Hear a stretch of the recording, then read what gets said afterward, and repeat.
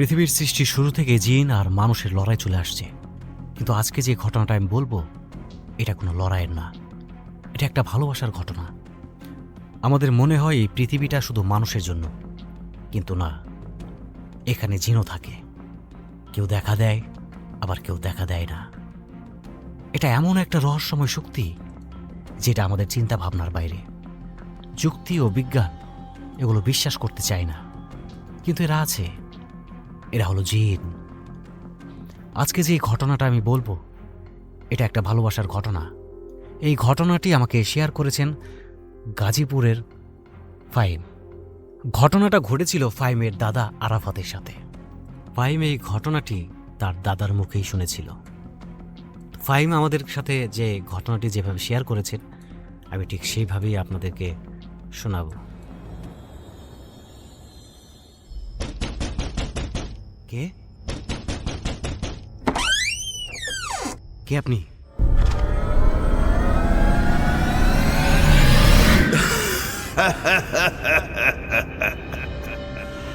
আসছি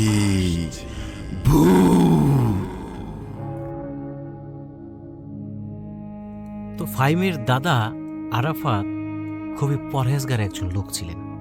5 ওয়াক্ত নামাজ পড়তেন। খুবই বলতে গেলে খুবই ধর্মভীরু একজন লোক ছিলেন। তো আল্লাহর রহমতে তাদের জীবনটা খুব ভালোই যাচ্ছিল। তখন ওনার বয়স ছিল প্রায় 30-এর কাছাকাছি, মানে একজন যুবক ছিলেন আর কি। তো পরিবার থেকেই তার যে খালাতো বোন, তার নাম হচ্ছে পায়েল, পরিবারের সম্মতেই তার খালাতো বোন পায়েলের সাথে বিয়ে ঠিক করে। যেহেতু বাবা মা ঠিক করেছে, পরহেজগার একজন মানুষ বাবা মার মুখের উপর কথা বলবে না। তো কিছুদিন যাওয়ার পর আরাফাত তার ব্যবসার কোনো কাজের জন্য তার সিলেট যেতে হয়। সিলেটে ওখানে মোটামুটি মাস খানিক তার থাকতে হবে। তো উনি সিলেটে যায়। যেহেতু উনি ধর্মভীরু একজন মানুষ, খুবই ভালো একজন মানুষ, তো উনি যেহেতু সিলেট গেছেন, সিলেটের যে শাহজালালের যে মাজার আছে সেই মাজারে উনি যায়। মাজারে যাওয়ার পর ওইখানে মাজারে জিয়ারত করে। তো জিয়ারত করে ওই মাজার থেকে জিয়ারত করে বের হওয়ার সময় হঠাৎ করে তাকে একটা পাগল এসে চাপড়ে ধরে। পাগলটা মহিলা ছিলেন। মাজারের পাগল আর যে রাস্তাঘাটে যে পাগল থাকে এরা কিন্তু একটু আলাদা। তো ওই পাগল টাইপের একটা মহিলা ওই আরাফাতকে মানে জাপটে ধরে, তাকে যেতে দিবে না, এরকম একটা অবস্থা।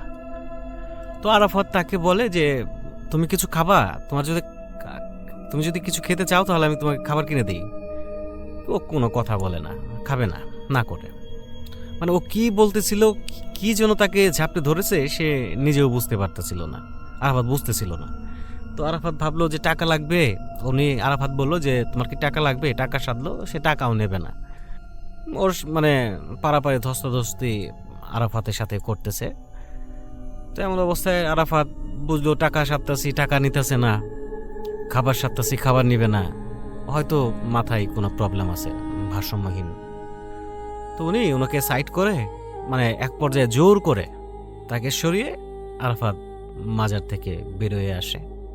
আসার পর উনি ওনার কাজে যাওয়ার সময় রাস্তায় থাকা অবস্থায় আজান দেয়। তো উনি যেহেতু ভালো একজন পরহেজগার মানুষ ছিলেন, 5 ওয়াক্ত নামাজ পড়তেন, কোনো নামাজ উনি কাজা করতেন না। উনি যদি নামাজ কাজা করতেন ওনার খুব খারাপ লাগতো। তো উনি রাস্তা দিয়ে যাওয়ার সময় হঠাৎ করে আজান দেয়। তো আজান দিতেই উনি গাড়ি থেকে নেমে সেই রাস্তার মধ্যেই সাইডে আর কি, সিলেটের রাস্তা, পাহাড়ি রাস্তা, তো সাইডেই ওখানে নামাজ পড়তেছে।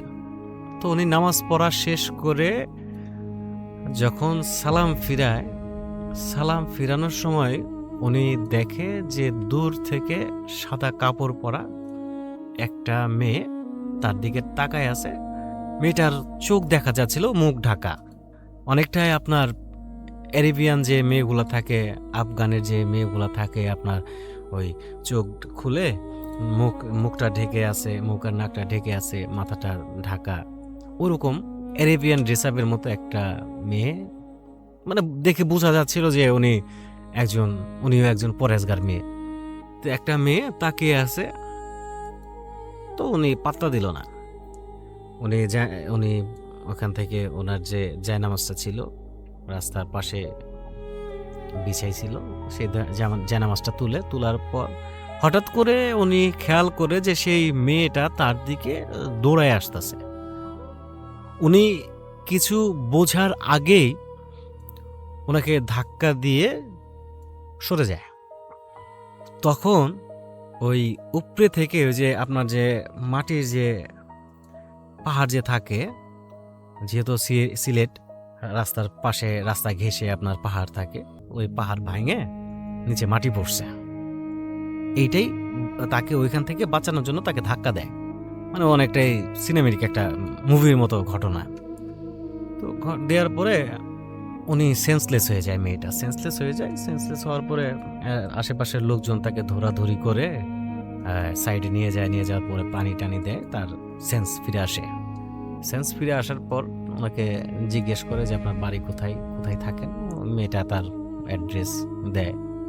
তো এর মধ্যেই মেয়েটার সাথে, যেহেতু মেয়েটা তাকে বাঁচাইছে আরাফাতকে, তার সাথে কথাবার্তা হয়, তার সাথে একটা গুড সম্পর্ক হয়ে যায় আর কি। কারণ আরাফাত নিজেও একজন পরেশগার মানুষ, 5 ওয়াক্ত নামাজি, ধর্মভীরু একজন মানুষ, মেয়েটাও ধর্মভীরু একজন মানুষ। তো দুজনের মধ্যে ভালো একটা সম্পর্ক হয়। এইভাবে কিছুদিন যাওয়ার পরে তাদের মধ্যে একটা ভালোবাসার সম্পর্ক হয়। তারা চিন্তা করলো যে বিয়ে করবে। এখন আরাফাতের চিন্তা হচ্ছে, যেহেতু বাড়ি থেকে বিয়েটা আগে থেকে ঠিক করে রাখা হয়েছে, ও যদি এভাবে বাড়িতে যায় তাহলে তাকে তার খালাতো বোনকে দিয়ে বিয়ে করাই দিবে, সে মানা করতে পারবে না, কারণ তার বাবা মার উপরে সে কথা বলে না। তো সে কি করে, মেয়েটাকে বিয়ে করে মেয়েটাকে বাড়িতে নিয়ে যায়। তো বাড়িতে যখন বিয়ে করে নিয়ে যায়, তখন বাড়িতে তার খালাতো বোন, তার বাবা, তার মা, আরাফাতের বোন, আরাফাতের ভাগিনা সবাই ওইখানে উপস্থিত থাকে। তো সবাই ওদের দুজনকে দেখে অবাক হয়। আরাফাতের বাবা জিজ্ঞেস করে মেয়েটাকে। আরাফাত বলে যে বাবা, আমি আসলে ওকে বিয়ে করে ফেলছি, মেয়েটা আমার জান বাঁচাইছিল, মেয়েটা অনেক ভালো পরহেজগার, অনেক দিনই একটা মেয়ে, 5 ওয়াক্ত নামাজ পড়ে, ওর এই জিনিসগুলো আমার খুব ভালো লাগছে, যেই কারণে আমি ওকে বিয়ে করে ফেলছি, তুমি আমাকে ক্ষমা করে দাও, এরকম অনেক কথাই বলার পরে এর মধ্যে ওর যে খালাতো বোন ছিল, যার সাথে বিয়ে হওয়ার কথা ছিল, ও আসার পরে মেয়েটাকে অনেক বকাঝকা করে, অনেক বিশ্রী ভাষায় গালাগালি পারে, বকাঝকা করে। কারণ গ্রামের মেয়েরা আসলে দেখবেন যে আগের যে মানুষগুলা, দাদি নানি, ওদের ব্যবহার একটু অন্যরকম ছিল। তো গালাগালি পেরে ওর যে খালাতো বোন যার সাথে বিয়ে হওয়ার কথা ছিল, হুট করে কথা বলতে বলতে প্যারালাইজড হয়ে যায়, মানে বাকরুদ্ধ হয়ে যায়, কথা বলতে পারতেছে না, হাত পা বাইকে আসতেছিল। তো ধরাধরি করে আরাফাত সহ ওই মেয়েটাকে নিয়ে হসপিটালে চলে যায়। তো সেদিন সারাদিন গেল, যাওয়ার পর হঠাৎ করে রাত্রের বেলায় আরাফাতের যে ভাগিনা, ওর প্রচণ্ড জ্বর আসে। রাত্রে প্রচুর তুফান হচ্ছিল, ঝড় হচ্ছিল, কোনো ডাক্তার নিয়ে আসতে পারতেছিল না। ডাক্তারকে ফোন করে, ডাক্তার আসে না। কোথাও যে নিয়ে যাব এই অবস্থাও পরিস্থিতি ছিল না। আরাফাতের যে ভাগিনা, প্রচণ্ড জ্বর ছিল, এত জ্বর যে সে সেন্সলেসের মতো অবস্থা, আবুল তাবুল জপতেছে, কথা বলতে পারতেছে না। এমনও তো অবস্থায় আরাফাতের যে স্ত্রী, যেটাকে বিয়ে করে নিয়ে আসছে, ও এটা দেখে আপনার বাইরে থেকে যে বৃষ্টির পানি আছে, বৃষ্টির পানি নিয়ে এসে ওই দোয়া কালাম পরে ফুদিয়ে সবাইকে বলে যে এই পানিটা তার গায়ে মেখে দেন, ইনশাল্লাহ আল্লাহর রহমতে তার জ্বর কমে যাবে। তো কেউ বিশ্বাস করে না যে এরকম একটা অবস্থা, এখানে দোয়া পড়া পানি দিয়ে কি আর জ্বর কমবে? তো মার মন, তো ছেলেটার মা তখনও বলে যে দাও, তুমি পানি দাও, যদি ভালো হয় তোমার উচিলাই। তো পানিটা নিয়ে আরাফাতের যে স্ত্রী পানিটা নিয়ে সারা গায়ে মাখে তার ভাগিনা সুস্থ হয়ে যায়। তো সবাই এই জিনিসটা দেখে মোটামুটি তার প্রতি খুব খুশি। মানে সে ওই বাড়িতে এমনভাবে থাকে, মানে কেউ কোনো অভিযোগ তাকে করতে পারবে না, কারো কোনো অভিযোগ করার সুযোগ সে রাখে না। সব করে, বাড়ির যত কাজ আছে, যাবতীয় কাজ আছে সব করে, এবং কি তার ব্যবহার এত সুন্দর ছিল যে কেউ তার প্রতি মুগ্ধ হয়ে যাবে। তো এইভাবে থাকতে থাকতে পরিবারের সবার মন জয় করে নেয়। তো এর মধ্যে ওই কিছু ঘটনা ঘটে। একদিন রাতে আরাফাতের যে ভাগিনা, তার বয়স কিন্তু আপনার 8-10 বছর এরকম হবে। তোর ভাগিনা রাত্রে ঘুম থেকে, মানে হঠাৎ করে মাঝরাতে ঘুম ভেঙে যায়। মানে ও বুঝতে পারে যে বাইরে বোধহয় কেউ একজন আছে। তো খুঁজতে খুঁজতে ছাদের উপরে যায়। ছাদের উপরে গিয়ে দেখে যে ওর যে মামি, আরাফাতের ওয়াইফ, ছাদের উপরে বসে নামাজ পড়তেছে। মামি নামাজটা পড়ে সালাম ফিরে যখন বাগনাকে দেখার পরে তাকে আদর করে রুমে পাঠাই দেয়। সকালবেলা উঠে যখন সবাই একসাথে বসে গল্প করতেছে, আরাফাতের স্ত্রী সবাইকে চা দিতেছে, তখন আরাফাতের ভাগিনা বলে যে আমি মামিকে গতকালকে রাত্রে ছাদে দেখছি, মামি নামাজ পড়তেছে। তো এই বিষয়টা সবাই ভাবে যে মজা করতেছে, আরাফাতের স্ত্রীও এই বিষয়টা কাটাই দেয়। কিন্তু এখানে একজন যে কাজের মেয়ে থাকে, গ্রামের যে মহিলা থাকে একজন, তাদের বাসাতে কাজ করত, ওনার সন্দেহ হয় যে রাত্রের বেলা তো জিনেরা নামাজ পড়ে, কোনো সাধারণ মানুষ তো পড়ে না, এরকম সন্দেহ তার ভিতরে ঢুকে। তো উনি সবসময় আরাফাতের স্ত্রীর খেয়ালে চোখে চোখে রাখে। তো এর মধ্যে একদিন আরাফাতের যার সাথে বিয়ের কথা ছিল, তার খালাতো বোন পায়েল, আরাফাত যে দিক দিয়ে হাঁটে, তার যে পায়ের ছাপ পড়ে ওই মাটি, তারপরে আরাফাতের যে স্ত্রী হাঁটে যেখানে পায়ের ছাপ থাকে, ওই মাটিটা নিয়ে কবিরাজের কাছে যায়, তাকে কুফুরি করে যেন তারা সুখে না থাকতে পারে, তাদের সংসারে যেন অশান্তি হয়। কিছুদিন যেতেই তাদের পরিবারে এমন অবস্থা তৈরি হয় যে তাদের ব্যবসা বাণিজ্য খুবই লসের দিকে। সবাই একটার পর একটা অসুস্থতা লাগেই আছে, অসুস্থ হইতেই আছে। ডাক্তার আসে, চিকিৎসা করে, কিন্তু কোনো রোগ পায় না, কি হয়েছে এমন একটা অবস্থা। তো ওনারা সবাই চিন্তা করে, যেহেতু ওনারা মুসলিম ছিলেন, ওনারা নামাজ পড়তেন, কবিরাজ ঝাড়ফুঁক এগুলা ওনারা খুব বিশ্বাস করতেন। ওনারা এক পীর সাহেবের কাছে যায়, পীর সাহেবকে সবকিছু খুলে বলার পর পীর সাহেব বলে যে তাদের ফ্যামিলিতে এমন একজন মানুষ আছে তাদের বাড়িতে, যে কিনা খুব ভালোবাসে, এই বাড়ি ছেড়ে সে যেতে চায় না, সে অনেক ভালোবাসে, সে হচ্ছে জিন, আর কুফুরি করা হয়েছে। এখন কে জিন কুফুরি কে করছে, এটা দুই মানুষ কিনা এটাও তা পীর সাহেব বলে নাই। তো এটা নিয়ে টেনশন। এর মধ্যে ওই যে কাজের মেয়েটা থাকে ওই এলাকার, ওই মেয়েটাও তো গেছিল পরিবারের সাথে পীর সাহেবের কাছে। তো উনি ওই আবার সন্দেহ করে, ওই কাজের মেয়েটা সন্দেহ করে যে সব থেকে বেশি ভালোবাসে তো আরাফাতরে তার স্ত্রী, এখানে তো আর এরকম কেউ নাই নজরে পড়ার মতো। তো সে কাজের মেয়ে তাকে চোখে চোখে রাখে। তো সেদিন রাত্রে উনি মাঝরাতে ঘুম ভাঙার পরে উনি আস্তে আস্তে ছাদের উপরে যায়। যাওয়ার পরে দেখে আরাফাতের স্ত্রী ছাদের যে মাঝখানে একা দাঁড়িয়ে নামাজ পড়তেছে, তার পাশে 3টা ছায়া দাঁড়িয়ে আছে। ছায়া দেখা যাইতেছে, কিন্তু ছায়াটা কার এটা দেখা যাইতেছে না। এটা দেখে তো কাজের মেয়েটা অবাক হয়, আরো ভয় পায় যে জিনেরা তো রাত্রিবেলা নামাজ পড়ে, এরা তো দিনের বেলা সহজে নামাজ পড়ে না, রাত্রিবেলা এত রাত্রে এমন একটা জায়গায় একটা মহিলা মানুষ একা বসে নামাজ পড়তেছে। তো উনি কনফার্ম হয়, শিওর হয় যে এটা আসলে মানুষ না, এটা জিন। তো এই অবস্থায় আরাফাতের স্ত্রীও তাকে দেখে ফেলে। তো যখন কাজের মেয়েটা বুঝতে পারলো যে আরাফাতের স্ত্রী দেখে ফেলছে, তখন সে দৌড় দেয়।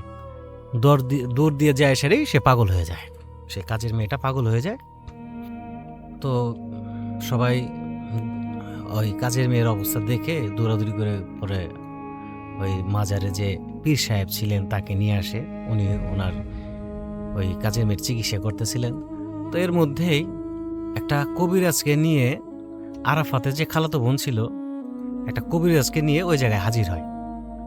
তোর খালাতো বোন বলে যে এটা যা হইতাছে, এনে যা ঘটতেছে, এইটা আসলে ইয়ের জন্যে, ওই আরাফাতের স্ত্রীর জন্যে। আরাফাতের স্ত্রী সাধারণ কোনো মানুষ না, ও একটা জিন।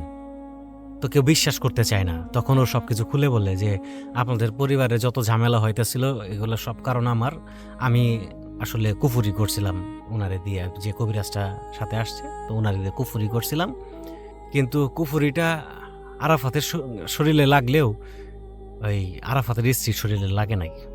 ওই কবিরাজি বলছে যে ও আসলে কোনো মানুষ না, ও জিন, জিনের কারণে ওর ভিতরে কোনো কুফুরি কাজ করতেছে না। তো আজকে যখন আমি এইগুলা সব কিছু শুনলাম তখন কবিরাজকে নিয়ে দূরে আপনার কাছে চলে আসলাম আপনাদের বলার জন্য। তো ওই পীর সাহেব আর ওই কবিরাজ সবাইকে নিয়ে আরাফাতের স্ত্রীর রুমে যাওয়ার পরে বলে যে সত্যি করে বলো তুমি কে, তোমার পরিচয় কি, তুমি কেন আসছো, কোথা থেকে আসছো। তো আরাফাতের স্ত্রী বলে যে আমি আমি মানুষ। ওনার পরিচয় ঠিকভাবে দিয়েছেন, আমার বাড়ি সিলেট বলে। তো সবাই যখন কবিরাজ কিংবা পীর সাহেব দুজনে যখন ফোর্স করে দোয়া কালাম পড়তে থাকে তখন এক পর্যায়ে আরাফাতের স্ত্রী চিল্লানো শুরু করে।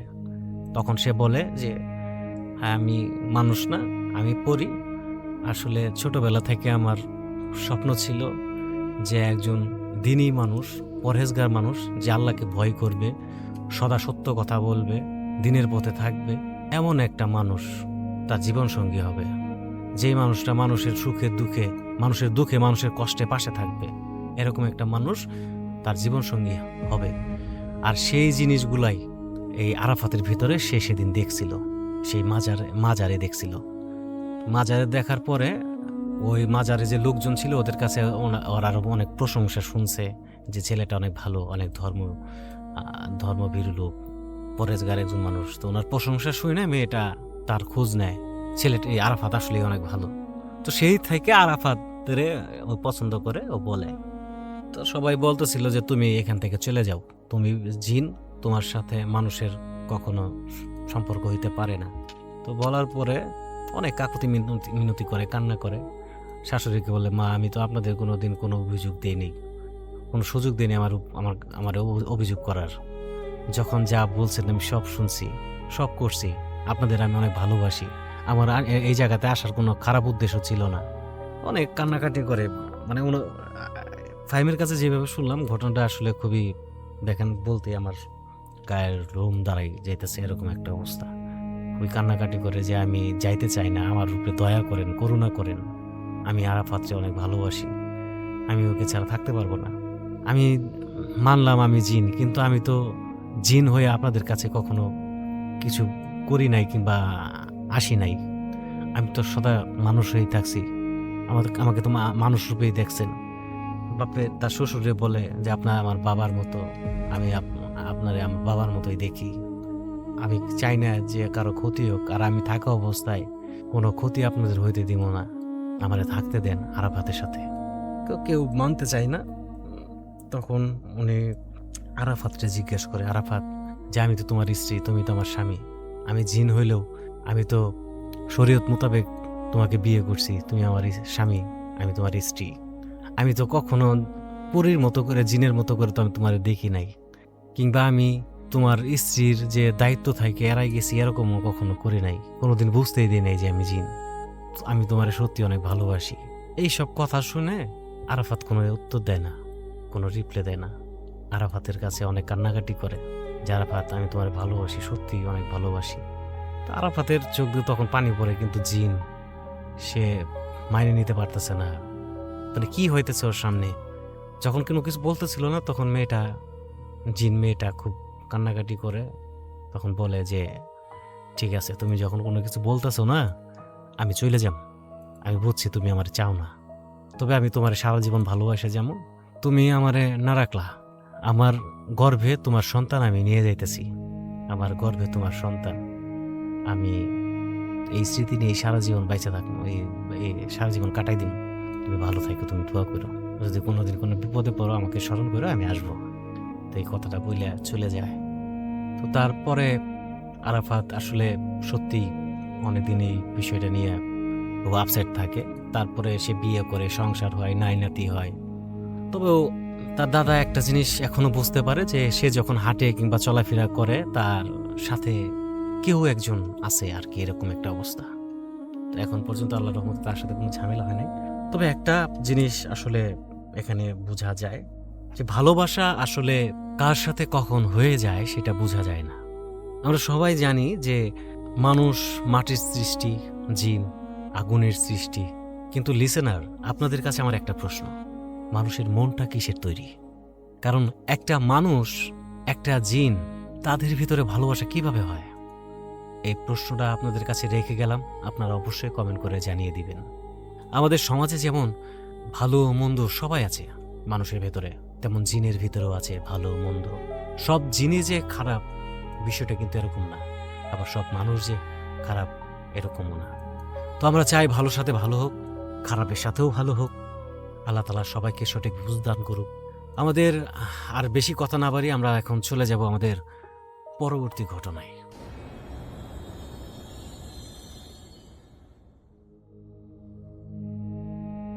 এই কাহিনী কোনো কাল্পনিক ভৌতিক উপন্যাস নয়, বরং জামালপুর জেলার পালপাড়া অঞ্চলে এক রক্ত মাংসের মানুষের জীবনের এক অদ্ভুত লোমহর্ষকর অভিজ্ঞতা। আজ থেকে প্রায় 40 বছর আগের কথা, যখন গ্রাম বাংলার প্রকৃতি ছিল আরও ঘন আর রহস্যময়। মানুষের বিশ্বাস আর অবিশ্বাসের মাঝখানে দেয়ালটা ছিল বড্ড পাতলা। একটি 10 বছরের অবুঝ মেয়ে খেলার ছলে করা এক ভুল আর তার পিছু নেয়া এক অদৃশ্য ছায়া, যা আজও তাকে মুক্তি দেয়নি। শিউলি ফুলের গান আর কুয়াশাচ্ছন্ন সেই মফস্বল শহরে যা ঘটেছিল তা শুনলে আজও অনেকের গায়ে লোম খাড়া হয়ে যায়। রুবেলের কাছে সেই হাডিম করা সত্য ঘটনাটি আজ আমরা তুলে ধরেছি, যেখানে একটি সাধারণ পূজা খেলা বদলে দিয়েছিল একটি পরিবারের ভাগ্য, আর যেখানে একটি কালো গোলাপ হয়ে উঠেছিল জীবন বাঁচানোর শেষ অস্ত্র। আপনারা প্রস্তুত হন, কারণ এই গল্পটা আপনাকে নিয়ে যাবে সেই সময়ে যেখানে লৌকিক আর অলৌকিক মিলেমিশে একাকার হয়ে গিয়েছিল। যেই ঘটনাটা আমাকে বলেছেন তার নাম রুবেল। ঘটনাটা যার সাথে ঘটেছে তার কাছেই রুবেল শুনেছে। ঘটনাটা ঘটেছে ময়মনসিংহ বিভাগের জামালপুর জেলা পালপাড়া এক এলাকায়। প্রায় 40 বছর আগের সেই ঘটনা। সেই এলাকায় হিন্দু পরিবার বেশি থাকত। সে এলাকার এক মুসলিম পরিবারের এক মেয়ের সাথে ঘটনাটা ঘটেছে। মেয়েটার নাম নাজমা। তখন তার বয়স 8 থেকে 10 বছর হবে। তো হিন্দু পরিবারের এক মেয়ে, তার বয়স 10 থেকে 12 বছর এরকমই। তার নাম ছিল সোনালী। তো ঘটনাটি আমাকে যেভাবে বলেছে আমি সেইভাবে আপনাদেরকে শোনানোর চেষ্টা করছি। নাজমা আর সোনালী তখন অনেক ছোট ছিল, খেলাধুলা করার বয়স। তো বাচ্চারা যেভাবে খেলাধুলা করে, ঠুলামালি খায়, পুতুল নিয়ে খেলে, ঠিক ওই রকমভাবেই তারা একটা কালীর মূর্তি বানিয়ে পূজা করছিল, নাচ গান সব করছিল। মানে ছোট বাচ্চারা যেভাবে খেলাধুলা করে সেইভাবেই খেলাধুলার মতো করেই মূর্তি বানিয়ে পূজা করার মতো করেই খেলাধুলা করছিল। তো সেই দিন আর কিছু হয়নি। তার কয়েকদিন পর নাজমা সাজগোজ করে, কারণ ছোট মানুষ, সাজগোজের দিকে একটু আগ্রহ বেশি থাকাটাই স্বাভাবিক। তো সেই মুসলিম পরিবারের যে ছোট মেয়েটা নাজমা, সে যখন সাজগোজ করলো, ঠিক তখনই সে আবুল তাবুল কথা বলতে শুরু করলো। এই হাসে, এই কাঁদে। মানে তাকে দেখে মনে হয় ওই নাজমা নামের মেয়েটা যেন নাজমা না, অন্য কেউ, অন্য একটা মানুষ তার ভিতরে। এভাবে বেশ কিছুদিন চলল। মেয়েটা যখনই সাজগোজ করে তখনই এমন হয়ে যায়। তো এইভাবে কিছুদিন যাওয়ার পর নাজমার বাবা মা বিষয়টা নিয়ে খুবই চিন্তায় পড়ে যায়। তো এলাকার এক বয়স্ক মহিলা ছিল, উনি অনেক কিছু জানত। এলাকার কারো কিছু হইলে ঝাড়ফুঁক দিত এবং মানুষ সুস্থ হয়ে উঠত। তো তারা ওই মহিলার কাছে যান, তাকে সব খুলে বলেন এবং সেই মহিলা তার বাড়িতে গিয়ে নাজমাকে দেখে এবং একটা তাবিজ দেয়। তারপরে বেশ কিছুদিন কোনো সমস্যা হয় নাই, খুব স্বাভাবিকভাবে চলতেছিল। কিছুদিন যাওয়ার পর তাবিজটা কোনোভাবে তার হাত থেকে খুলে উধাও হয়ে পড়ে যায়। তো তারা ওই বিষয়টা ওইরকম গুরুত্বও দেয় নাই, কারণ অনেকদিন পার হয়ে গেছে। তারা বিষয়টা স্বাভাবিকভাবেই নিছে যে এরকম আর হবে না, সব কিছু ঠিকঠাক হয়ে গেছে। তো এইভাবে বেশ কিছুদিন যাওয়ার পর তো ওই এলাকারই গ্রামে একটা মেয়ের বিয়ে। তো তাদেরকে দাওয়াত দিছে, তারা বিয়ে বাড়িতে যাবে। তো বিয়ে বাড়িতে যাবে, সাজগুজ করবে, এটাই তো স্বাভাবিক, তাই না? তো নাজমা মেয়েটা যেই সাজগুজ করলো, সাথে সাথেই তার ভেতরে আবার সে আগের মতো ভাব শুরু হয়ে গেল। মানে আবুল তাবুল বকে, এই হাসে, এই কাঁদে, উল্টাপাল্টা বকে। তো সেদিন ওইভাবেই গেল, বাড়িতে সবাই আসলো, রাত্রে সবাই ঘুমিয়েছে। তো সেই দিন ঘুমে সেই মেয়েটির বাবা স্বপ্নে দেখে একটা কালো ছায়া তাকে বলছে যে তোর মেয়ের কোনো ক্ষতি করব না আমি, তোর মেয়ে অনেক সুন্দর, তোর মেয়েকে আমি আমার মেয়ে বানিয়েছি। তো স্বপ্নটা ভেঙে গেল বাবার মন, তো তাই মেয়েটাকে নিয়ে একটু চিন্তায় পড়ে গেল। তো সকালে উঠে সেই মহিলার কাছে মেয়েটার পরিবার আবার গেল, যে মহিলাটা তাবিজ দিয়েছিল। উনি পরামর্শ দিল, এভাবে এটাকে আটকানো যাবে না, আমি এক কবিরাজের সন্ধান দিচ্ছি, আপনারা তার কাছে যান। আমার মনে হয় তার কাছে গেলে আপনারা আপনাদের সমাধান পাবেন। তো তারা ঠিক সেই কথা মতো সেই কবিরাজের কাছে গেলেন এবং সব খুলে বললেন। তখন কবিরাজ সব কিছু শুনে একদিন সময় নিলেন। তারপর মেয়েটার বাবা মাকে ডাকলেন আর বললেন, এই কালীর হাত থেকে আপনার মেয়েকে বাঁচাতে হলে আপনাকে আমি যা বলবো আপনাকে তাই তাই করতে হবে। তো বাবা মা রাজি হয়ে গেলেন। কবিরাজ তাদের বললেন, অমুক জায়গায় একটা গোলাপ গাছ আছে, সেই গাছে একটা কালো গোলাপ আছে। নিশিরাতে উলঙ্গ হয়ে কাউকে না বলে সেখানে গিয়ে এক নিঃশ্বাসে ওই কালো গোলাপটা ছিঁড়ে নিয়ে আসতে হবে আর সেই কবিরাজকে দিতে হবে। কবিরাজ এটাও বলল তাকে যে মনে রাখবেন, গোলাপটা ছিঁড়ে নিয়ে আসার সময় যদি আপনাকে পিছন থেকে কেউ ডাকে তাহলে ভুলেও পিছনে ঘুরে তাকাবেন না। তো পরের দিন রাত্রে কবিরাজের কথা মতো নাজমার বাবা গোলাপ আনতে গেল। উনি গোলাপটা ছিঁড়ার সাথে সাথে মনে হলো পরিবেশটা চেঞ্জ হয়ে গেছে। বাতাসের মধ্যে একটা ফিসফিসানি শব্দ শুরু হলো। তো উনি ভয়ে ভয়ে আসার সময় পিছন থেকে ডাকাডাকি শুরু হলো। একবার মেয়ের কণ্ঠে ডাকে, আবার তার স্ত্রীর কণ্ঠে ডাকে। এইভাবে নানান পরিচিত কণ্ঠে তাকে ডাকাডাকি শুরু করলো। কিন্তু নাজমার বাবা পেছনে তাকালেন না, কারণ কবিরাজ নিষেধ করেছিলেন। তো সেই ফুলটা কবিরাজকে দিল। কবিরাজ ফুলটা নিয়ে তার মতো করে সুতা টুতা আর অনেক কিছু তার সাথে এক করে একটা কাগজে দিয়ে পেঁচিয়ে একটা তাবিজে ভরে দিলেন। তারপর সেই কবিরাজটা মেয়ের বাড়িতে গিয়ে মেয়ের যে বাড়ি আছে সেই বাড়ির চতুর্কোণায় চারপাশে পুঁতে দিলেন। এরপর থেকে তার সাথে এমন কোনো ঘটনা আর ঘটেনি। এখন তার ঘরে মেয়ে হয়েছে, তাদের বিয়ে হয়েছে। তবে আরেকটা কথা আছে, এখন সে আগের মতো উল্টাপাল্টা করে না। তবে সে কারো বিয়ের অনুষ্ঠানে বা কোনো অনুষ্ঠানে গিয়ে সে খেতে পারে না। ভুল করেও যদি কোনো অনুষ্ঠানে গিয়ে সে খায় তাহলে তার জ্বর আসে এবং অনেক বমি হয়। 2 দিন 3 দিন বিছানায় অসুস্থ হয়ে থাকেন। এই ছিল ঘটনা। তো প্রিয় শ্রোতা, রুবেল আমাদেরকে যেইভাবে ঘটনাটা শুনিয়েছিল, আমরা ঠিক সেইভাবেই আপনাদেরকে গল্পটা শোনানোর চেষ্টা করেছি। আপনাদের কেমন লেগেছে অবশ্যই আমাদের কমেন্ট করে জানিয়ে দিবেন। বন্ধুরা, সময় বয়ে যায়, ঋতু বদলায়, কিন্তু কিছু দাগ মনের গহীনে স্থায়ী হয়ে রয়ে যায়। আর 40 বছর পর জামালপুরের সেই পালপাড়া হয়তো অনেক বদলে গেছে।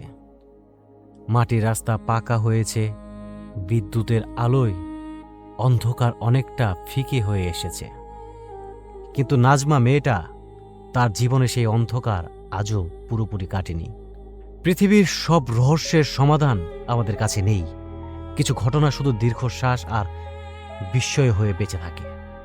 রুবেলের বলা এই সত্য ঘটনাটি আমাদের মনে করিয়ে দেয়, প্রকৃতির সব দুয়ার মানুষের জন্য খোলা নয়, কিছু দুয়ার বন্ধ থাকাই ভালো। তো সবাই ভালো থাকবেন, সুস্থ থাকবেন। আমরা চলে যাব আমাদের পরবর্তী ঘটনায়।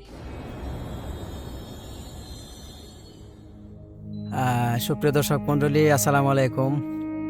সবাই কেমন আছেন? আশা করি ভালো আছেন। তো আজকে আমি শিশির ভাই স্টুডিওতে আসলাম আমার শোনা একটা ভূতের গল্প নিয়ে আর কি। তো আমি শুনছিলাম আর কি, ধরেন এটা হচ্ছে 2010 সালের ঘটনা। তো আমি একজনকে, আমরা একসাথে কাজ করতাম, তো ওই ক্ষেত্রে আমরা একসাথে চলতাম, ফিরতাম, থাকতাম, ঘুরতাম, সব কিছু একসাথে করতাম। ওর বাড়িতে আমি অনেকবার গেছি। তো ওর নাম হচ্ছে জীবন। ওর মানে ওর বাড়িতে গেছি, পরে একদিন ওদের এখানে বড় একটা বিল আছে। তো ওই এলাকাটার নাম হচ্ছে ব্রাহ্মণবাড়িয়া আর কি, ব্রাহ্মণবাড়িয়া আখাউড়া আর কি। ওই জায়গাটার নাম হচ্ছে আখাউড়া। ওদিকে হয়তো আপনারা অনেকে হয়তো জানবেন যে বড় বড় বিল আছে, মানে খালি জায়গা আছে, হাওড়ের এলাকার মতো আর কি। তো ওখানে একদিন ওর সাথে গেছি। ও বলতেছে, দেখ এই বিলে আমার একটা ঘটনা আছে, ভূতের ঘটনা। তাই আমি বললাম, ভূতের ঘটনা? কি ঘটনা? আমি তো খুব মাছ মারার নেশা ছিল, তো মাছ মারতাম। ওর সাথে আর ওর একটা ফ্রেন্ড থাকতো, একসাথে পাশাপাশি বাড়ি আর কি। ফ্রেন্ড বলতে চাচাতো ভাই সম্ভবত হবে। তো ওই ক্ষেত্রে ওরা কি করতো, আপনার রাত্রে হইলে মাছ ধরতে যাইতো। যেহেতু হাওড়া এলাকা, ওখানে ওই পানি শীতকালে হয়তো পানি শুকায় জায়গা, ওই সময় রাত্রেবেলা হইলে ওরা বিলে মাছ ধরতে যাইতো আর কি। ওই কি যেন বলে এটাকে, চল যেটাকে বলে আর কি, চল নিয়ে যাইতো, পলো নিয়ে যাইতো, মাছ ধরতো আর কি ওরা। তো আমার বলতেছে যে আমার সাথে যে ঘটনা ঘটছে, এটা ওখানে যে বসছি, পরে আমার এই কথাটা বললো আর কি। ও যে দেখ আমার সাথে এই ঘটনা হচ্ছে, ওরা প্রতিদিন রাত্রে হইলে মাছ ধরতে যাইতো আর কি। আপনার রাত্রেবেলা অনেকে হয়তো জানে থাকবেন যে ওই মাছ ধরে আপনার নিশিরাত্রে যায় আর কি, মাছ ধরতে যায়, নিশিরাত্রে যায়, দুজন একসাথে যায় আর কি, একসাথে যায়। তো এইভাবে অনেকদিন মনে করেন যে মাছ ওরা ধরে। একদিন হঠাৎ করে ওর যে বন্ধুটা আছে, ও কি করলো, মানে গ্রাম থেকে শহরে চলে গেল। শহরে গেছে। তা যাওয়ার সময় বলে গেছে যে আজকে আমি শহরে যেতেছি, আমার কাজ আছে, আজকে আমি আসতে পারতেছি না, তো একা একা যাইস না। কারণ ওইখানে আরও এরকম ইতিহাস আছে যে অনেক মানুষে উল্টা করে, ঠিক আছে, নিয়ে যারা মাছ ধরে একা একা মাছ ধরতে গেছে, উল্টা করে দেখেছে মাথা নিচের দিকে দেয়া, পা উপরের দিকে দেয়া শয়তান যেগুলি আর কি, এগুলি মেরে ফেলে আর কি, উল্টা দিকে গেড়ে ফেলে আর কি, জিনিসটা এরকম। তো ওদিকে যাইস না, ওর না করছিল যাইস না। তো কি করছে, শুয়ে আছে, বাড়িতে শুয়ে আছে, ও যায় নাই। রাত্রে 2টা-3টা হবে আর কি সম্ভবত। ওই টাইমে মনে করেন যে ওরে প্রতিদিনের মতো আর কি ডাকতেছে, এই চল, মানে 2-3বার ডাক দিছে, জীবন। ও তো জাগছে যে কি হয়েছে, দেখতেছে কি যে ওর ওই বন্ধু আর কি ওরা ডাকতেছে যে চল আমরা মাছ মারতে যাবো, এই কথা বলতেছে, মাছ মারতে যাবো। তখন ওই কি করলো, আচ্ছা ঠিক আছে আমি আসতেছি এই কথা বলে ও বাড়ির থেকে ডোলা আর কি, বা খাসা যেটাকে বলে আর কি, ডোলা বলে অনেকেই, যে মাছ যেটার মধ্যে আপনার ধরে রাখে আর কি মাছ, তো ওইটা নিয়ে বের হয়েছে। তো ওর যে বন্ধু আগে তো একসাথে যাইতো, তো ওর যে বন্ধুরা ওটা ওদিন শুধু আগে যাইতেছে, মানে জীবন যাইতেছে পিছে, ওর বন্ধু আগে যাইতেছে, কিন্তু অ্যাকচুয়ালি ওটা ওর বন্ধু ছিল না। মানে এটা গল্পের শেষে যায় ও বুঝতে পারছে যে আসলে যে ওটা ওর বন্ধু ছিল না, আগে যাইতেছে, ওরা ডাক দেয় এই দাঁড়া একসাথে যাই, না তুই আস সমস্যা নেই, কথা বলতেছে ওর সাথে সুন্দর করে কথা বলতেছে আর আগে যাইতেছে যাইতেছে, কিন্তু ও এটা বুঝে নাই যে ওর সাথে এরকম ঘটনা ঘটছে মানে কি। তো ওই যাইতে যাইতে এই বিলের মাঝখানে প্রায় মাঝামাঝি গেছে যাই ও মাছ ধরতেছে আর কি, সম্ভবত ওই যে লাইট আছে না, এয়ার লাইট আর কি কি জানে বলে, এই যে টর্চ লাইট না কি যায়, এটা আমি সঠিক এখন না, লাইট দিয়ে করতো আর কি। তো আগে থাকতো, কাছাকাছি থাকতো না, সবসময় দূরে দূরে থাকতো। তো মাছ ধরে তো মাছ ধরে কি করে রাখে, ডোলার মধ্যে রাখে। তো ওর মাছ যে যা রাখতেছে, ও তো মাছ দেখতেছে না যে মাছ কই রাখতেছে, আর ও যে ওর সাথে যে বুটটা আছে, ওই বুট ওর সাথে অ্যাডজাস্ট হইতেছে না, একটু দূরে দূরে থাকতেছে, সবসময় দূরে দূরে থাকতেছে। আর ওরে শুধু খালি বলতেছে যে আমরা একটু সামনে যাই, ওদিকে যাই। তো হঠাৎ করে বলতেছে যে কাজ করি, আমরা মাঝখান দিয়ে যাই, মানে বিলের যে মাঝখানটা আছে না, বিলের মাঝখান দিয়ে ওই পার যাইবো, ওইদিকে একটু বড় জায়গা আছে, ওইখানে একটু মাছ টাছ হয়তো বেশি পাওয়া যায়, ওইখানে যাইবো। তো ওইখানে যাইবো, মনে করেন যে আপনার ওই কোথায় নাম পানির নাম, আমরা ওই দিক দিয়ে হাইটে যাইগা, বুক সমান পানি হবে হয়তো, বলতেছে যে পানি তোর বেশি না, আমরা পাড়ে দিয়ে যাইলে যদি ওদিক দিয়ে ঘুরে যায় তো অনেক লেট হবে জিনিসটা, তা আমরা এদিক দিয়ে যাই। তো মূল উদ্দেশ্যটা হচ্ছে ওরা হয়তো বিলের মাঝখানে নিয়ে হেরা মানে চুবাইয়া ধরতো, মানে ওর তো মানে এদের কাজ তো মানুষকে মেরে ফেলা, যারা শয়তান আর কি, ঠিক আছে, মানে এরা খুব খারাপ জিনিস ধরছে। আর আরেকটা বিষয় হচ্ছে ও যে ওর নাকের মধ্যে মানে দুর্গন্ধ আসতো, খারাপ গন্ধ আসতো আর কি, ঠিক আছে, খারাপ গন্ধ আসতো। কিন্তু ও বলতো যে এত খারাপ গন্ধ কোত্থেকে আসতেছে, এরকম গন্ধ তো আর কখনো লাগে নাই। ও বলতো এগুলি কিছু না, ও বুঝতেছে না কিছু না।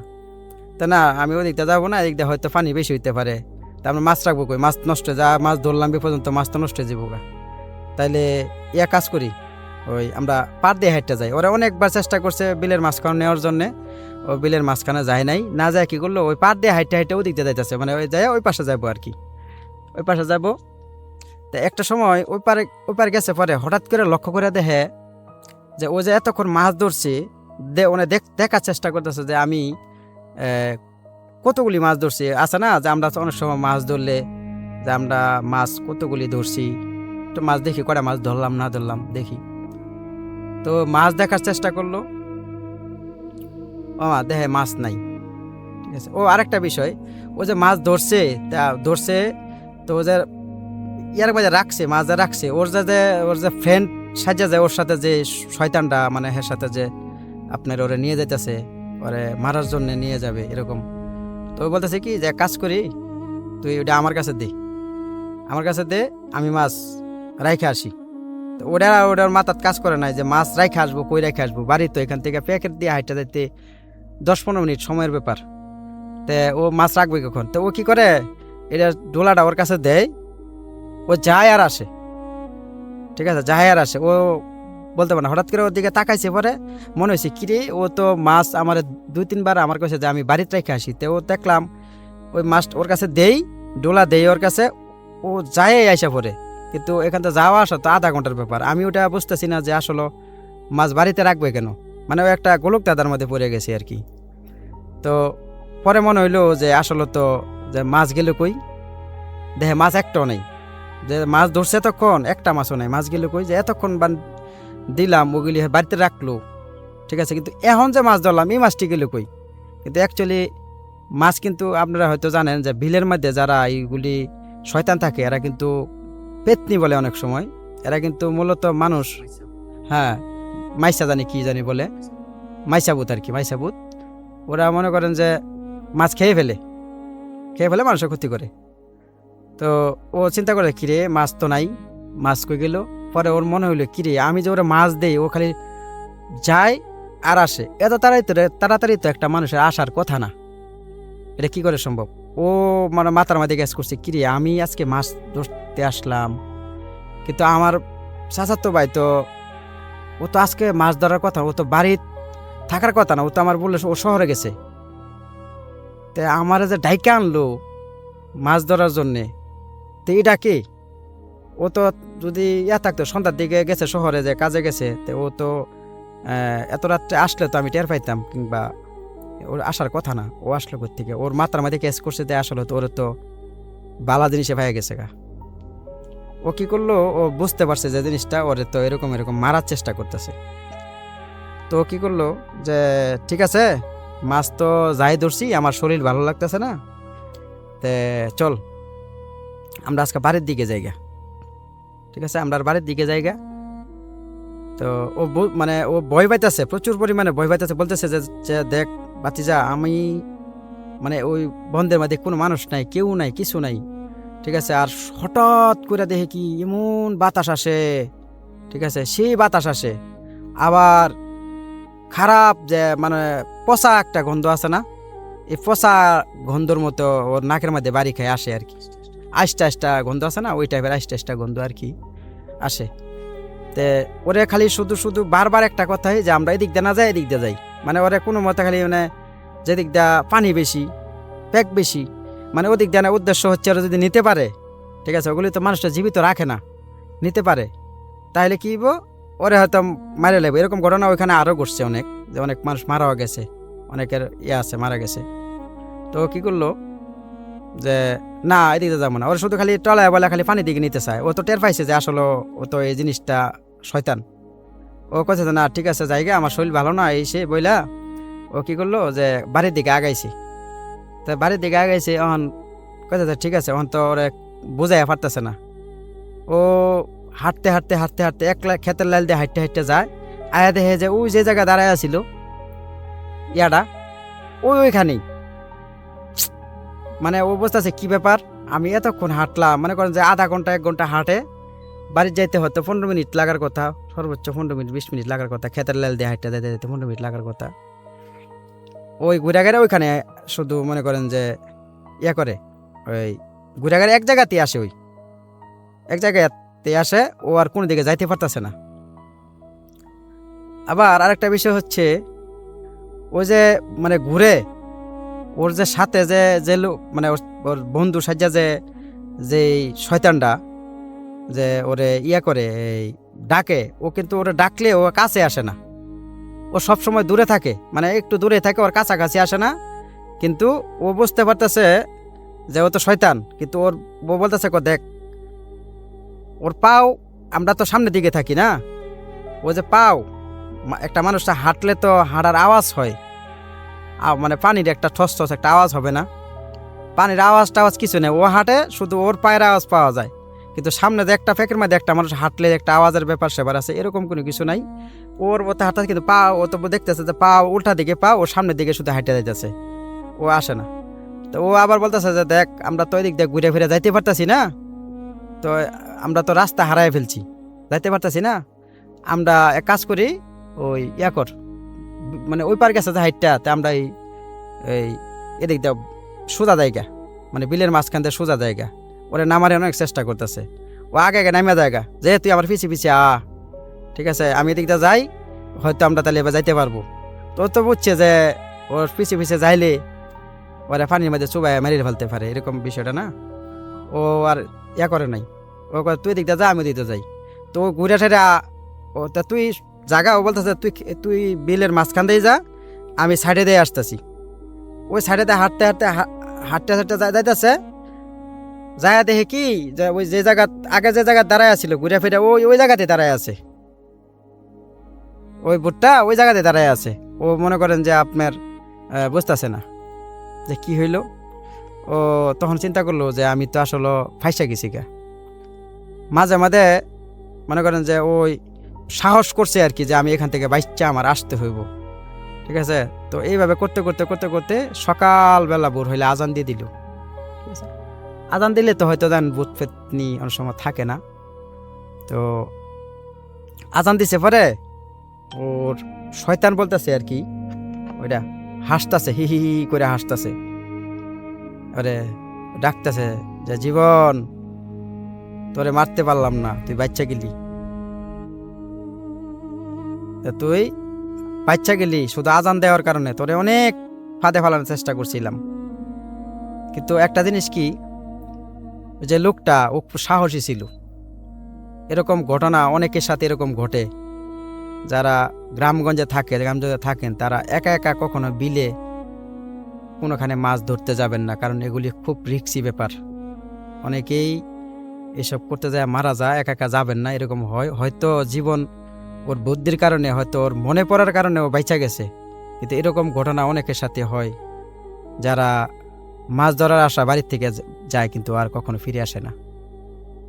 তো এটা শেয়ার করার উদ্দেশ্য হলো আমাকে জিনিসটা বলছিল, আপনারা যারা সচেতন হতে পারেন, এই কারণে হয়তো আমার মনে পড়লো, আমি এটা জিনিসটা বলে দিলাম। সবাই ভালো থাকবেন। আসসালামু আলাইকুম। খুব সুন্দর একটি চমৎকার একটি ঘটনা ছিল, একটি শিক্ষণীয় ঘটনা ছিল। গ্রামে বিলের মধ্যে এরকম অনেক ধরনের ঘটনা ঘটে থাকে, আমাদের কাছেও এরকম বিলে মাছ ধরা নিয়ে অনেক ঘটনাও আমাদের সাথে শেয়ার করেছেন অনেকেই। তো সোহেল ভাই, আপনার সাথে আরেকটি ঘটনা ঘটেছিল, মিষ্টি নিয়ে আমাদেরকে শেয়ার করেছিলেন, সেই ঘটনাটা কি হয়েছিল?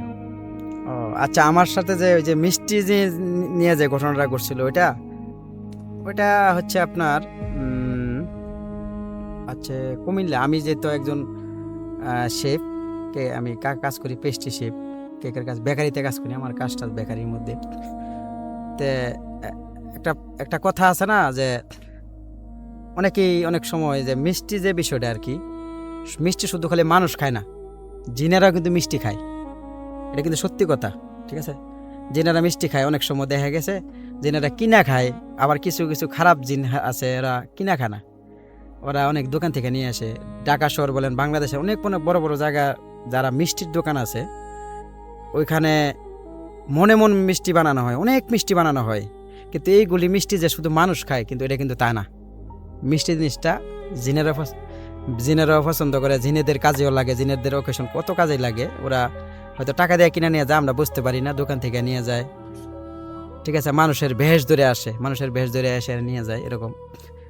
যাই হোক, বিষয়টা হচ্ছে আপনার কুমিল্লাতে ছিলাম যে সময় আমি ছিলাম, যেহেতু আমি একজন শেফ, ওই ক্ষেত্রে আমার দেশ বিদেশে অনেক জায়গায় আমার জব করা হয়েছে, ঠিক আছে? মানে ওইখানে আমি কুমিল্লা ছিলাম, দীর্ঘ অনেকদিন কুমিল্লা ছিলাম। তো কুমিল্লাতে আমি একটা ফ্যাক্টরি ওপেন করছিলাম আর কি, যে অল্প কিছু মানুষ নিয়ে আর কি। ওই ফ্যাক্টরিটা নতুন ছিল, এখন ফ্যাক্টরিটা নাম বলবো না, কুমিল্লাতে যারা থাকেন এরা চিনবেন, এখন বিশাল বড় একটা প্রতিষ্ঠান আর কি। তো ওইখানে যে সময় নতুন নতুন শুরু করছিলাম, ফ্যাক্টরিতে থাকার মতো জায়গা তেমন একটা ছিল না। তো একটা স্টাফ রুম ছিল, মানে ছোট একটা স্টাফ রুম ছিল। তো ওইখানে হয়তো প্রথম শুরু করছি, লোকজন কম ছিল আর কি। তো ওই ক্ষেত্রে আমি কি করতাম, আমি ফ্যাক্টরিতে থাকতাম, আর কিছু লোক থাকতো হচ্ছে আপনার ইয়াতে, স্টাফ রুমে থাকতো। তো স্টাফ রুমে থাকতো, ওই ক্ষেত্রে আমি ফ্যাক্টরির পিছনে একটা জায়গা আছে, মানে পিছনে বলতে কি, মানে ফ্যাক্টরির নিচতলা একটা আছে, সিঁড়িটা নিচে স্টিলের সিঁড়ি, তো নিচে নামানো জায়গা আছে, নিচে নামা যায়। আর উপরে একটা, যেখানে আমি কাজ করতাম, রুম ছিল, পাশাপাশি আরেকটা রুম ছিল, ওখানে আমি ঘুমাইতাম আর কি। আর একটা বিষয় হচ্ছে যে মিষ্টি যে মানে বানায় রাখার যে একটা জায়গা, বড় বড় আপনার ইয়ার মধ্যে থাকতো মিষ্টি বল আছে না, বড় বড় বলের মধ্যে মিষ্টি থাকতো। তো ওই বলগুলি কি করতো, মিষ্টির ইয়ার মধ্যে ঢোকায় রাখতো, সেলফ আছে না, সেলফের মধ্যে ঢোকায় রাখতো, রাখা কি করতো, ওটা তালা লাগায় রাখতো, মানে যার থেকে কোনো আছে না, যে ইঁদুর টিঁদুর বা কিংবা অনেক কিছু ডিস্টার্ব না করতে পারে, বা মশা মাছি আছে না, তেলাপোকা। খুব সুন্দর সেলফ ছিল আর কি। মানে ওইখান থেকে যে একটা মানুষ কোনো কিছু মানে তালা ছাড়া যে বের করবে, এরকম কোনো সিস্টেম ওখানে ছিল না, মানে খুব পরিচ্ছন্ন ছিল জিনিসটা। তো আমি কি করতাম, আমি যে শুয়ে থাকতাম, অনেক সময় শুয়ে থাকতাম, যে রাত্রে মনে করেন যে 2টা 3টা কি 4টা বাজলে, আলমারি যে বিষয়টা খোলার যে বিষয়টা আছে না, যে মিষ্টি রাখার যে জিনিসটা খোলার যে বিষয়টা, এটা খুললে তো আমি যেহেতু পাশাপাশি থাকতাম, টের পাইতাম যে এটা খুললো, জানি কিরকম খুললে যে একটা আওয়াজ হয় না, এরকম আওয়াজ হয়, ঠিক আছে? তারপরে যে এর ভিতরে ট্রে থাকে, ট্রের লড়াচড়া করলে একটা আওয়াজ হয় না, ট্রে এখান থেকে লড়াচড়া করে, এখানে দেখা গেছে রাখছে এখানে, ঠিক আছে, গেছে আরেকখানে ট্রে, মিষ্টির ট্রে।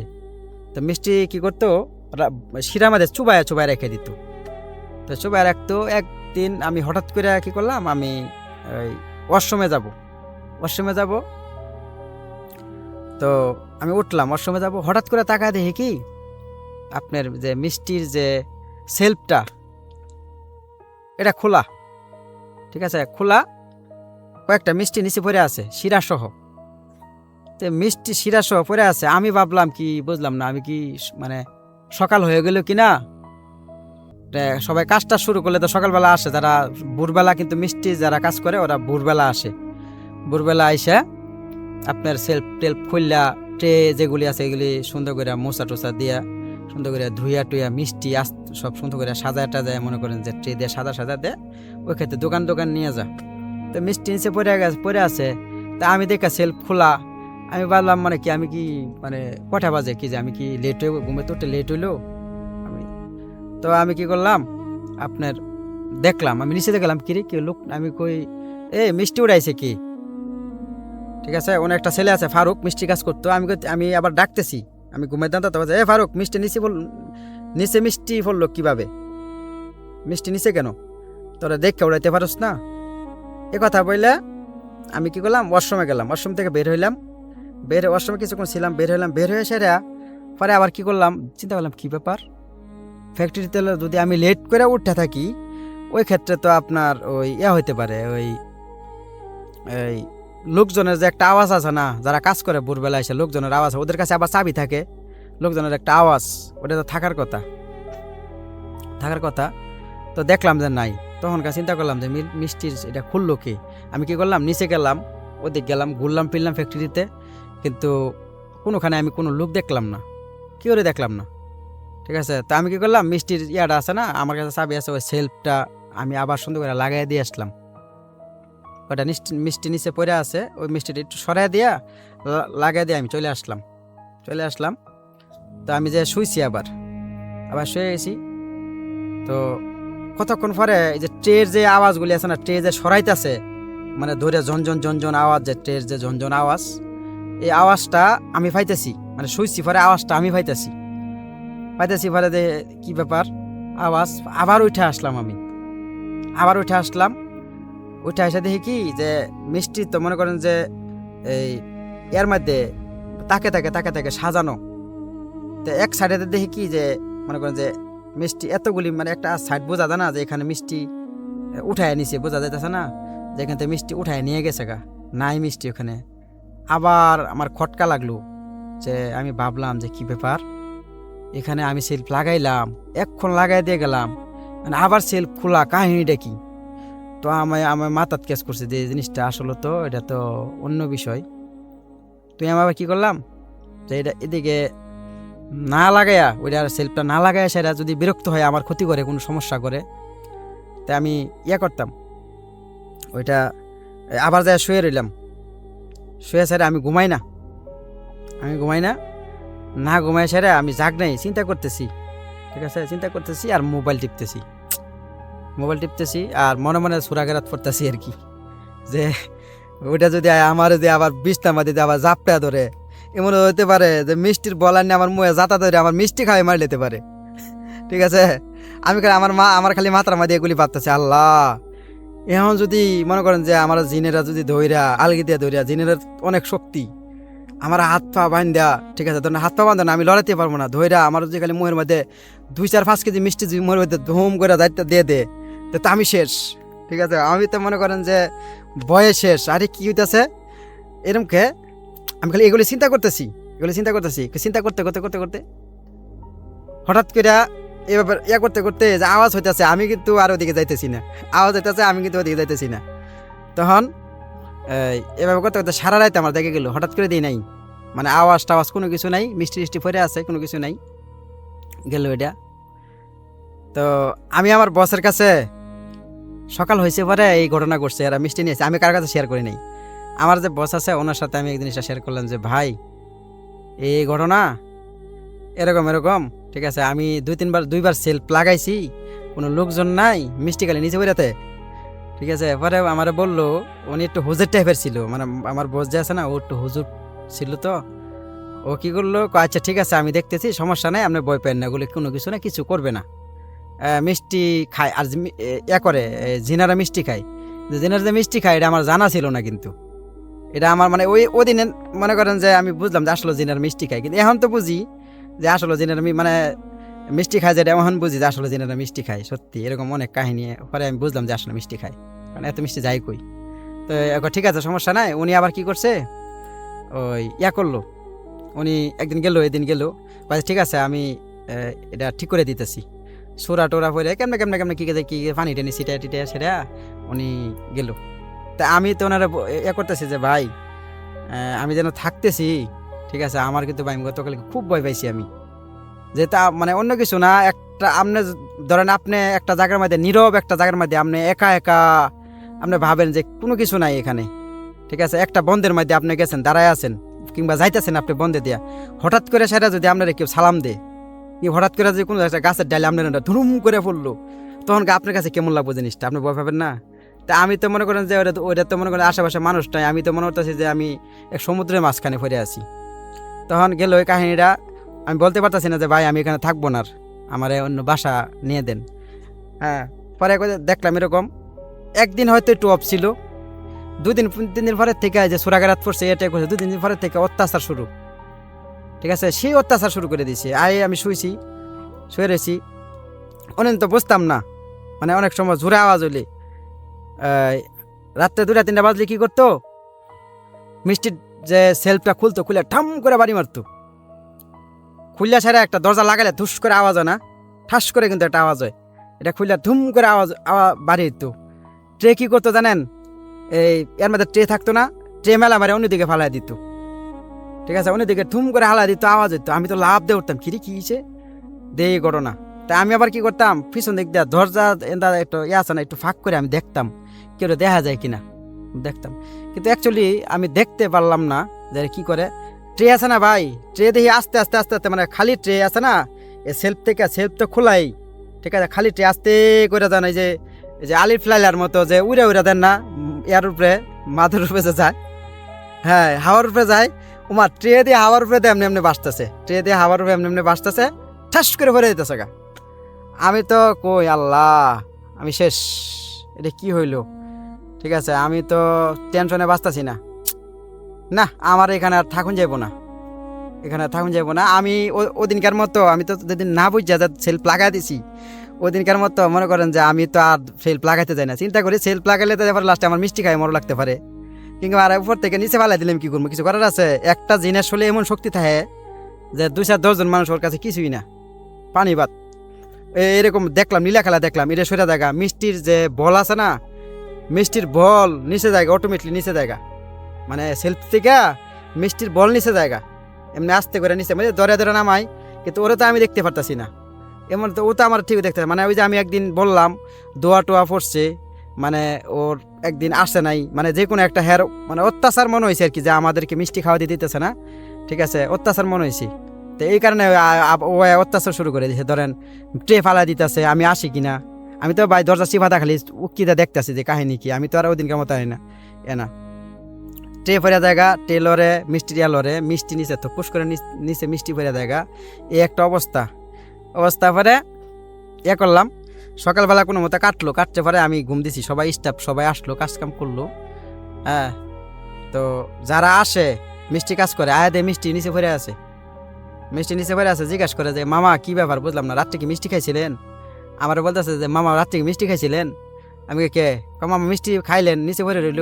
তা আমি আবার বলি না, মনে মনে করি বেড়া মিষ্টি আমি খাইছি, মিষ্টি যে কি খাইছে রাত্রে দেখলে অজ্ঞান হয়ে যেতি, মিষ্টির ট্রে লাফালাফি করে, ঠিক আছে, মিষ্টির বল এত বড় বল, একটা বল না হলে 40 কেজি 50 কেজি হইব, 40-50 কেজি একটা বল, তো আর নিচে নামানো ওঠানো তো সোজা না, ঠিক আছে, নিচে উঠা নামা করে এরকম, এটা তারা আমি বলতে পারি না, আমি তো ওরে বলি না। পরে আমার যে বস আছে ওরে বললাম যে ভাই আমার দ্বারা আমার এই ফ্যাক্টরিতে আর থাকা সম্ভব না, ঠিক আছে, আমি আর থাকবো না, ঠিক আছে, মানে ওরা মূল উদ্দেশ্য হচ্ছে যে আমি যে আমার বসের কাছে বললাম, উনি ওই খুব ভালো কামেল মানুষ ছিল, তো উনি কি করছে আপনার সোরাগারাত পড়ছে, মানে দেখুন একটা কিছু করছে, করার তো একবার ডিস্টার্ব হয়েছে, হওয়ার কারণে ওরা আমার ডিস্টার্ব করার চিন্তা ভাবনা করছে আর কি, মানে আমার একটা ভয় দেখাইবো একটা চিন্তা ভাবনা করছে।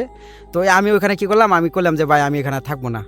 তখন কি করছে, ফ্যাক্টরি থেকে একটুখানি দূরে একটা জায়গা আছে, একটা ফ্ল্যাট ভাড়া নিছে আর কি, ফ্ল্যাট ভাড়া নিছে। তখন সবাই একসাথে থাকবো, ওইখানে ফ্ল্যাটে একসাথে থাকবো, সব কিছু নিছি। তো মানে যার যার বেড আলাদা আলাদা, ঠিক আছে। মানে একটু যারা একটু জুনিয়র আছে ওরা এক রুমে থাকে, আমি আর আমার একটা ফ্রেন্ড আছে এই যে মিস্ত্রি কাজ করে যায় আর কি, ও একটু সিনিয়র, আমরা থাকি এক রুমে, ঠিক আছে, আমরা থাকি এক রুমে। তো ওইখানে যাওয়ার পরে আমার সাথে কিছু কিছু ঘটনা ঘটছে কি, যে শুয়ে আছি, ঘুমাই আছি, হঠাৎ করে দেখি কি, মানে ধরেন আপনার কাঁথা দিয়ে ছিলাম, কাঁথা নাই, হঠাৎ করে মানে কাঁথা টান দিয়ে নিচে ফালাই দিছি, ঠিক আছে, নিচে ফালাই দিছি, কাঁথা নাই গা, কি ব্যাপার এরকম করে কে, আমি ওরা ডাকতাম, এই আরে কাঁথা টান দিস কে, ধাক্কা দিতাম, ধাক্কা দিলেও কইতো হয় আমি কি কি কাঁথা টান দিছি, আমি তো ঘুমাই দিছি, আসলে দিয়ে ঘুমাইতে আমার ধমক দিতেছে, বাট আমি ইয়া করছি, কই বললাম, পরে দিয়ে নিচে, আমার তো খটকা লাগলো না, ওই বুড়া কি আবার এখানে আসলো আমার ভয় দেখানোর জন্যে। তো আমি চিন্তা করলাম, আমি বলতে চুপ করে রয়েছি। আর এই যে কথাটা শুধু আমি একজনের কাছে শেয়ার করছি, আর কারোর কাছে আমি কোনো সময় শেয়ার করি নাই, কোনো সময় আমার বসের কাছে শেয়ার করছি। আর এই যে বাসাটা নিছি, এখানে আসার পর আমি কারো শেয়ার করি নাই। পরে ঠিক আছে, যা আমি বুঝছি, ঠিক আছে, আমি বললাম কি যে ঠিক আছে ওকে, আমি চুপ করে রইলাম যে আসলে কি জিনিসটা। তো আমার একটু মানে ভয় লাগতেছিল, তো কতক্ষণ শুয়ে পড়লাম, শুয়ে পড়ছি, কতক্ষণ পরে আমি আবার কি করলাম, উঠলাম, ওইটা পানি খাইতে গেলাম, ইয়া আছে না ট্যাপেরতে পানি নিব, গ্লাস নিলাম, পাকঘরে গেলাম, পাকঘরের থেকে গ্লাস নিলাম, পানি খাবো। এখন মনে করেন যে আমি যে হেরা ইয়া ছাড়তেছি, ট্যাপ সারি, ঠিক আছে, ট্যাপ সারি, পানি নাই গা, পানি নাই, ঠিক আছে, যাই মোটর সারি, ঠিক আছে, মোটর সারি, হয়তো একটু পরে পানি আসবে। তো মোটর সারি আসলাম, প্রথম দাঁড়ায় ছিলাম, সারে আসছি, আইসা দেখি যে আমি যে জায়গায় গ্লাস রাখছি, মানে পানি খাবো যে গ্লাস, সারা ফাঁকের ঘর খুঁজি, আমি কোনো গ্লাস বিশ্রায় পাই না, গ্লাস নাই ওখানে। আমি কি ব্যাপার, গ্লাস গেল কই, গ্লাস পাইতে আছি না খুঁজা। পরে কি করলাম, ট্যাপ সাইডে হাতে আছে না, হাতে মধ্যে ট্যাপ সাইডে হাত দিয়ে পানি খাইলাম আর কি, খায়া ইয়ে করলাম, সরিলাম পরে মানে মানে চোখটা আসে না, ঘুমায় আসে না, তন্দা আসে না মানুষের, যে ঘুমায় যাবো এরকম একটা ভাব, ঘুমাইতেছি, হঠাৎ করে দিছি ভাই, গ্লাস আছে না, গ্লাস উপর থেকে ঠাস করে নিচে পড়েছে, জন্নর করে একটা আওয়াজ হয়েছে, গ্লাসের যে একটা গ্লাস হঠাৎ করে ছাড়িয়ে দিয়ে দেখেন ঘুরে, কিন্তু স্টিলের গ্লাস ঘুরে আওয়াজ করে, ঠিক আছে, আমি লাফ দিয়ে উঠলাম। আরও ওই রুমে যারা ছিল, অনেক বিকট একটা আওয়াজ হয়েছে, আমার পাশের যে আমার ফ্রেন্ড ছিল ও উঠছে, যে এ করছে, তা ওরা ওইটা বলতেছে কি ব্যাপার, এই দুষ্টামি কে শুরু করছে, এত বিকট আওয়াজ, গ্লাস এনে মারছে কে, পাকঘরের গ্লাস এখানে ঢেল মারছে কে, ঠিক আছে, মানে পাকঘরের যে ঢেল মারছে, আমি তো ভয় পাইতেছি, যে আমার এটা তো ওদেরকে দেখানোর জন্য না, এই ভয়টা দেখাইতেছে আমারে, আমি বলতেছি না কিছু, আমি কারো কিছু বলতেছি না। তো আমার ফ্রেন্ড বলতেছে কি না, এটা হয়তো এটা কি হইলো, অনেকেই না, সুমন নামের একটা ছেলে আছে, ও একটু দুষ্টামি করে আর কি, ঠিক আছে, ও দুষ্টামি করে, মনে করছে ও দুষ্টামি করছে, ও অনেক কিরা কসম কেটে করতেছে, ভাই আসলে সত্যি কথা, আমিও ঘুমাইছিলাম, আমি জানি না, ঠিক আছে, যে এরকম ব্যাপার স্যাপার আমি আসলে টোটালি জানি না। তো কি করলো, আবার যায় শুয়ে রইল, ঠিক আছে, সবাই যায় যার যার মতো যায় শুয়ে রয়েছে পরে ওই সবাই আবার ঘুমায় গেছে পরে যায় কি করছে,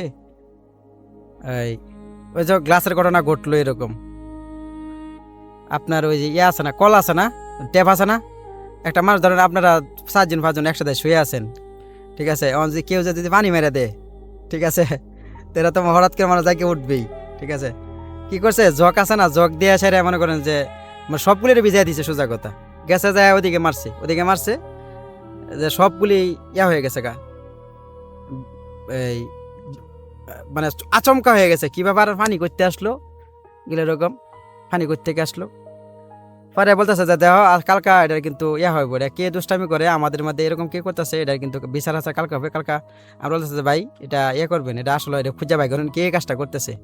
তা আমি তো জানি যে অ্যাকচুয়ালি কাজটা কে করতেছে, আমি তো বুঝতেছি যে আমারও ভয় দেখানোর জন্য এরকম করতেছে, যে এরকম দেখা যাচ্ছে। তখন গেল ওই রাতটা, ওই দিন রাত গেল, পরের দিন সকালবেলা আমার বসরে বললাম যে ভাই এই ঘটনা, কালকে এই ঘটনা ঘটছে, ঠিক আছে, ট্যাপের পানি থাকে না, গ্লাস আমি রেখে গেলাম, গ্লাস নাই, গ্লাস দিয়ে আরেকখানে, মানে সব উলট পালট আর কি, উল্টা পাল্টা হয়ে গেছে, পানি ওদেরকে ভিজাই দিতেছে। গেল ওই দিন, তো পরের দিন রাত্রে আবার সেম ঘটনা বলতে যে গ্লাস তো ওই পানির গ্লাস তো মারছিল ওদিনকে খালি করে ঝনঝন আওয়াজ হইলো, সবাই লাভ দিয়ে উঠছি। ওদিনকে কি করছে জানেন, যে ওই যে গ্লাসটা যে মেলা দিছে ইয়া করছে। ও আরেকটা ঘটনা শুনেন, তে গরমের দিন মনে করেন যে একটা আছে না, যে মানুষ কিন্তু হালকা হালকা ইয়া থাকে, যেমন এই যে এখনকার যে সিজনটা আর কি, যে কিছুক্ষণ ঠান্ডা লাগে আবার শেষেতে একটু গরমও লাগে, এরকম ইয়ে আছে না, সরষাতে ঠান্ডা লাগে, সন্ধ্যাতে একটু গরম লাগে, মিঠি মিঠি আওয়াজ দিয়ে কি করে মানুষে ফ্যান ছেড়ে দেয়। তখনকে কি করছে, ওই ফ্যান টুক হালকা করে ফ্যান, ঠিক আছে, ছেড়ে রাখতে পরে খালি ফ্যান বন্ধ দিত গা, অটোমেটিকলি ফ্যান বন্ধ দিত গা। তাই আবার বলতো রে ফ্যান বন্ধ করে কি, ঠিক আছে, আবার চালু করে ফ্যান বন্ধ করে, হ্যাঁ এটা কোম্পানিতেই, ঠিক আছে, ফ্যান বন্ধ করে কি এরকম করে, ঠিক আছে। তো ওরা বলতো যে তোরা কি শুরু করছিস, একজন আরেকজনের দোষ দিত যে ফ্যান বন্ধ করিস কে, এই সে এরকম একটা করতো আর কি। তো গেল এটা করলো রাত্রে, আবার ওই যে গ্লাস আছে না, এই ফাঁকে গ্লাস মনে করেন যে ঢেল মারছে পরে যায়, মনে করেন যে ওই ছিল ওই আপনার কি জানে বলে, ওই শরীয়তপুরের একটা লোক ছিল মোটা করে, ওর নামটা আমার মনে পড়তেছে না, শরীয়তপুর বাড়ি। ওই যে ঢেল দিছে, ওই গ্লাস দেয় সেরা ওর কপালে মাঝে পড়ছে, ও মাগো গিয়ে চিল্লাইতেছে, মাগো গিয়ে চিল্লাইতেছে, এরকম কিছি সব দৌড় দিয়ে উঠে গেছি পরে। ও আরেকটা বিষয় কি জানেন, আরেকটা বিষয় আমি মিস করে গেছি, আমি যেখানে শুয়ে থাকতাম না, আমার যে বিছানা আছে না, আমার মানে ওদের কাহিনীটা আমার কাহিনীটা ভুলে গেছি, ওদেরটা তো পরের ঘটনা। আমার সাথে আবার কি করতে জানেন, ধরেন এই আপনার আমার খাট এমনিতে লড়তো, মানে ভূমিকম্প আসলে যে খাট লড়ে না, খাট এমনিতে লড়ে। আমি বালিশ মনে করেন আমার তলে আমার মাথা নিচে বালিশ থাকে, ঠিক আছে, আমি হঠাৎ করে গোট দেয় না মানুষটা ঘুমাতে, দেখি আমার বালিশ নেই, ঠিক আছে, আমার বালিশ মানে হিতানের বালিশ আমার ফায়ের নিচে পড়ে, বালিশ ওদিকে নাই, আমার ফাওয়ার নিচে বালিশ, কিন্তু আমি বালিশ কি ব্যাপার এরকম হইলো, ওরে দোষতাম, আমি তো বুঝছি পরে এরকম। আমি জিনিস একটা রাখি একখানে, জায়গা আর একখানে, ফ্যাক্টরিতে আমি কাজ করি, এই জিনিস খুঁজা পাই না, ধরুন আমার একটা কাজ, আমি একটা ফুল বানাবো, ফুলের নজল আমি রাখছি এইখানে, আমি শিওর যে এইখানেই রাখছি, আমি যে আমি এখান থেকে নিয়ে কাজ করব, রাখলাম, কতক্ষণ পরে দেখি কি আমার ওই জিনিস এটা নাই। আমার সাথে যে হেল্প করে হেল্পার যারা আছে ওদেরকে বলে এটা কই রাখছস, আপনি তো রাখলেন, আমরা রাখলাম কই, আবার তো রাখছেন আপনি, ঠিক আছে, আপনি রাখছেন মানে আপনি আমাদেরকে দোষণটা কই রাখছি। ঠিকই এদের সাথে একটু জারি টেরে দিয়ে আসতাম, করতাম, ওমা জিনিস দিয়ে আবার দিয়ে ওই জায়গার জিনিস ওই জায়গাতেই আছে। আমার সাথে এরকম অনেক ঘটনা ঘটছে, ধরেন আমি এক জিনিস রাখতাম একখানে, যাইতো আরেকখানে, কাজ করতাম একরকম, হয়তো আরেক রকম, ঠিক আছে। ওই যে মিষ্টির টের কথা বললাম না, মিষ্টির টের মতো এই জিনিসটা হয়ে গেছে, মানে ওরা কিন্তু সব কিছু করতে পারে। তো আমার সাথে এরকম অনেক ঘটনা ঘটছে পরে ওই লোকটা যে কপালের মাঝে লাগছিল ইয়াটা, ওই কি যেন বলে এই গ্লাসটা, ঠিক আছে, কপাল লাগছে, ও তো এই চিল্লান দিয়ে উঠছে, মনে হয় যে একটা মানুষ হঠাৎ করে ঘুমের মধ্যে ভারী মারলে জিনিস যেরকম হয় না, মানে এরকম হয়ে গেল আর কি। তো রাত্রে গেলাম, উঠে গেলাম, আমার এই মানে বিস্তারিত আর অনেক কাহিনী, এগুলি যদি বলতে যাই আর অনেক সময় লাগবে, আমি শর্টকাটে কিছু বললাম। তো পরের দিন আমি বললাম যে বসেরে যে ভাই এই ঘটনা এটা তো হবে না, এভাবে হবে না, এটা যে কোনো একটা কিছু করতে হবে। পরে কবিরাজ ধরছে, ভালো একজন কবিরাজ ধরছে, কবিরাজের কাছে গেছে, কবিরাজে জানে কি দেয়, সে অনেক কিছু করছে করার পরে পরে আর কোনো ডিস্টার্ব নাই, কেমনে জানি কি করছে, বলছে তো মুখ সুমুখে এসে আর কি জানি লাগে টাকে বললো আর কি, টাকা পয়সা খরচ করে ঝাড়া টাড়া দিল, পানি ফরা দিল, দিত, ঠিক আছে। পরবর্তীতে আর এরকম আমার ডিস্টার্ব করছে, অনেক দিনই আমাকে ডিস্টার্ব করছে। আমি জিনিস রাখতাম একখানে, আমার কাজের জিনিস বলেন, আমার ব্যক্তিগত জিনিস বলেন, কোনো কিছু রাখলে আমি যদি রাখতাম একরকম, ঠিক আছে, ওটা ওইখানে থাকতো না। ধরেন আমি পানি খাওয়ার একটা বোতল আমি আমার রাখতাম, আমার বিছানার পাশে রাখতাম, পানি খাওয়ার বোতল আমি পাইতাম না, দেখতাম আরেক রুমে, দেখতাম ফাঁকে করে টুমুক জায়গা এরকম ঘটনা ঘটতো আর কি। ঠিক আছে, এটা হচ্ছে সম্ভবত আপনার ওই যে মিষ্টি যে খাইছে, মিষ্টি খাওয়ার ওই আমি সেলফ লাগাই দিছি, আমার বসেরে বলছি, বসে আবার জারফুর দিছি, কবিরাজ টবিরাজ দেয়া কাজ কাম করেছি, এই কারণে বিরক্ত হইয়া ওরা হয়তো আমার ক্ষতি করার চেষ্টা করছিল।